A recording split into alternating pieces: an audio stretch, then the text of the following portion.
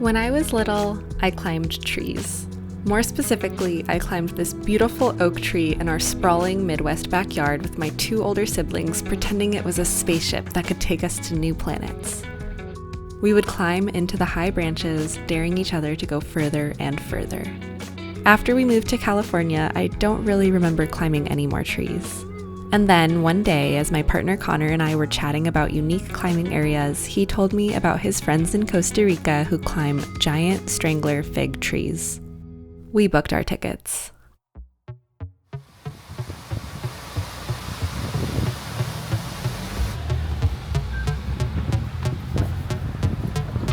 Noah, Rafi, and Izzy grew up together in Monteverde, Costa Rica.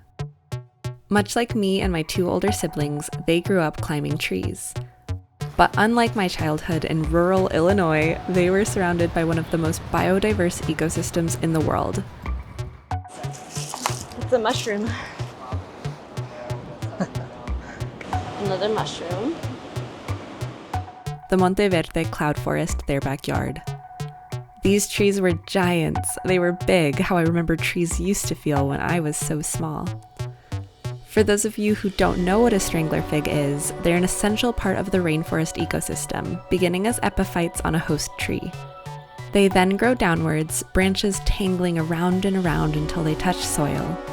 They eventually kill or strangle the host tree, where it decomposes in their hug, leaving a hollow, skeletal network of branches. Strangler figs can reach up to 100 feet tall. As children, the boys would reach the canopy by climbing the inside of these giant strangler fig trees.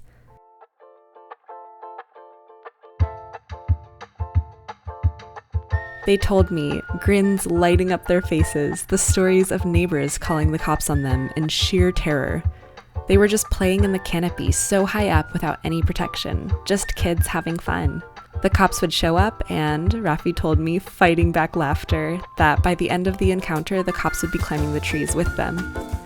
So to reimagine their childhood escapades, I decided that's exactly where this video should start. They're super sour. They look like the mandarin oranges, but they're actually lemon. Woo! Oh my god. Whoa! We got a beautiful strangler fig behind us, and it might look beautiful from the outside, but wait till you come on in. Check out our crib in here. I'm so excited. You ready to climb up? I'm so ready to climb up.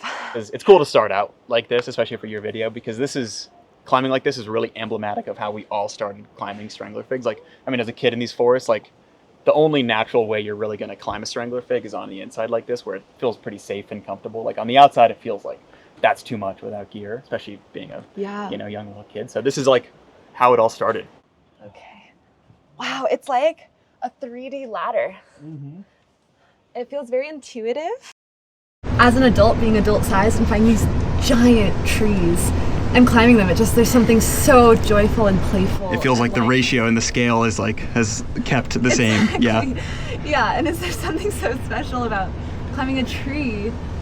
Okay, guys, here we are, being birthed, and we got another primate here in his natural form. There's Anna coming up. I know, it was a little tight in there, huh? Well, yeah, so you just came up the hollow interior of one of these incredible strangler fig trees. So now you can imagine what it was like for us as kids to grow up here in the jungle. And here where we grew up, there's hundreds of these trees, and so many of them have these completely hollow interiors. From there, it just started evolving naturally. We started climbing the trees through the outside. Growing our comfort, growing our possibilities, little by little. As Noah, Rafi, and Izzy grew up, so did their tree climbing.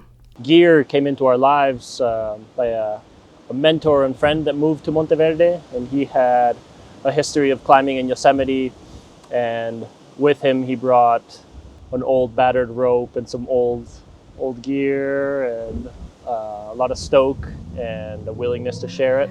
He showed them how to protect their climbs with soft gear that wouldn't damage the trees, and they all learned how to lead trees together. The boys suddenly had the skills and knowledge to push their limits, climbing the outside, more difficult routes of these forest giants. Oh yeah, this is a bit different. Yeah, no gear I'm used to, like cams or nuts or anything like that. All of these placements are going to be girth hitches or basket hitches around the tree roots.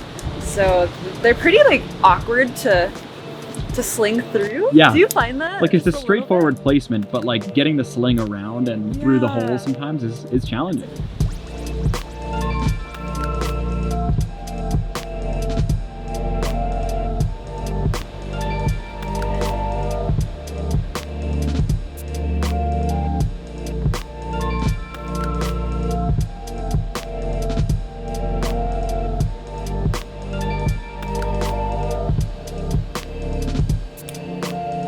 Beautiful. bit? That was fun. I found tree climbing to be most similar to cracking off with trad climbing.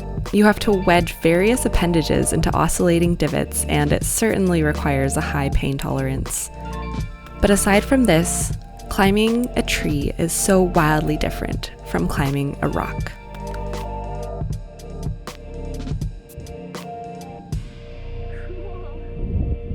The smooth, rounded texture on my bare feet with no chalk and no crimps. It was difficult to predict how the holds might feel. I had no idea how to gauge the tree features just by looking at them. Yeah, I see it. I do well with gear, you know. Yes. Yeah. Even slinging gear felt distinctly awkward. One hand holding on while the other tries to loop a branch.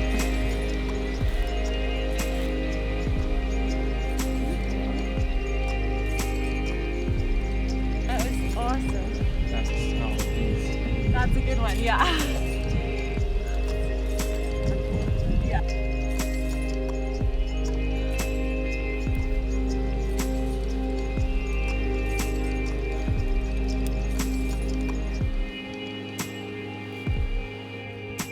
Woo! Thanks. Let's go. Woo!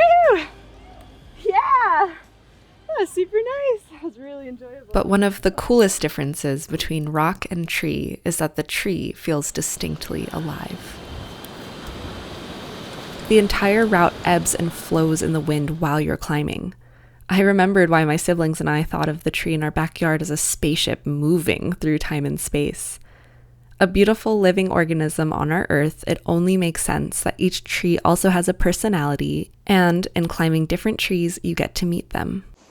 Well, trees are so diverse. Each individual has its own styles and its own sensations it brings. And as you return to them, they, I think, can confirm and continue to give off this energy that feels a lot like a personality, right? And so some can feel really gentle and welcoming, or others are a little bit more shy and timid or scary or invigorating, you know? And yeah, you can really feel the energy that comes from them. Today, as adults, Noah, Rafi, and Izzy continue their search for the world's hardest tree climb, pushing the limits of what tree climbing can be. Yeah, well, you guys were climbing the neighboring tree here. Super fun one. Rafi and I went up on our potential new project tree. It seems like it's a pretty difficult tree, so though we do like to try our best to place the gear as we go and like get full red point ascents. Sometimes for like really difficult trees, it's nice to have pre-placed gear. It's like sport climbing. It's like sport climbing, yeah. Especially the first time up and being able to see the moves and the protection and see what's there, right? These trees are often so enigmatic that from the ground you might not see something, a placement or some protection that you might find along the way. So it's nice to be able to just rig something up. I'm so excited to see it. Let's do Thank it. you. Me too. Yeah. I'm super Let's excited. go, let's go. Yes. Yeah. Yeah. Okay, bro. On the sharp end again, man.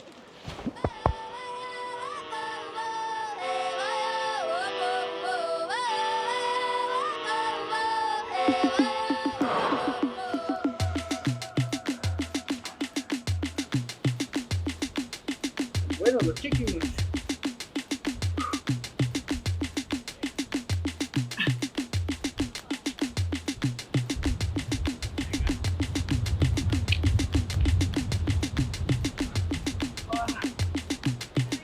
Venga, Rafi.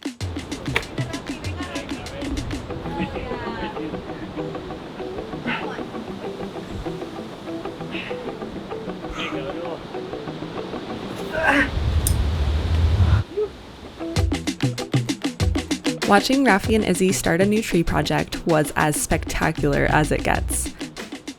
Questing into the unknown with bravery, excitement, and of course, incredibly impressive climbing technique and strength.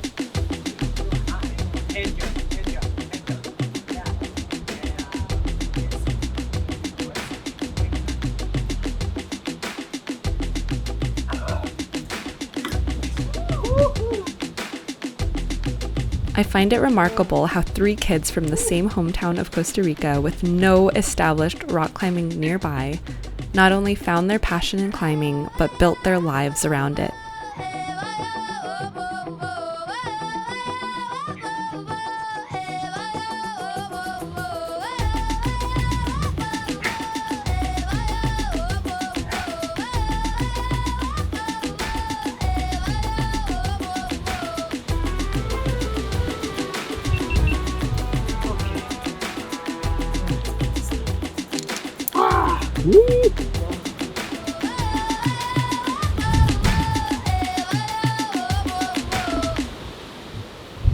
Buenísimo. Qué chuzo. Good climbing, dude.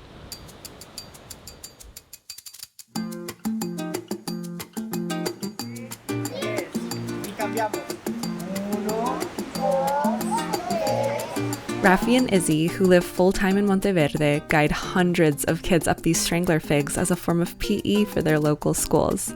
They also train biologists on how to safely access the canopies for research and have internships you can apply for online. I'm so impressed by what they've built from something as simple as climbing trees. A way for kids, scientists, climbers like Connor and I, and you, sitting there at home, to see the forest from a different perspective.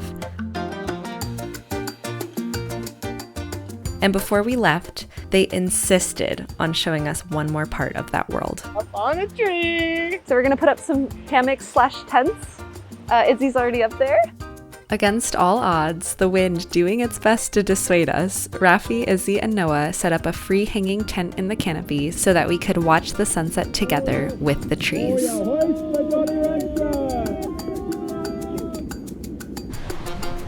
Here we can observe the northern Canadian ape returning to his home in the trees on his annual migration.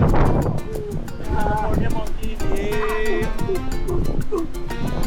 Good job, buddy.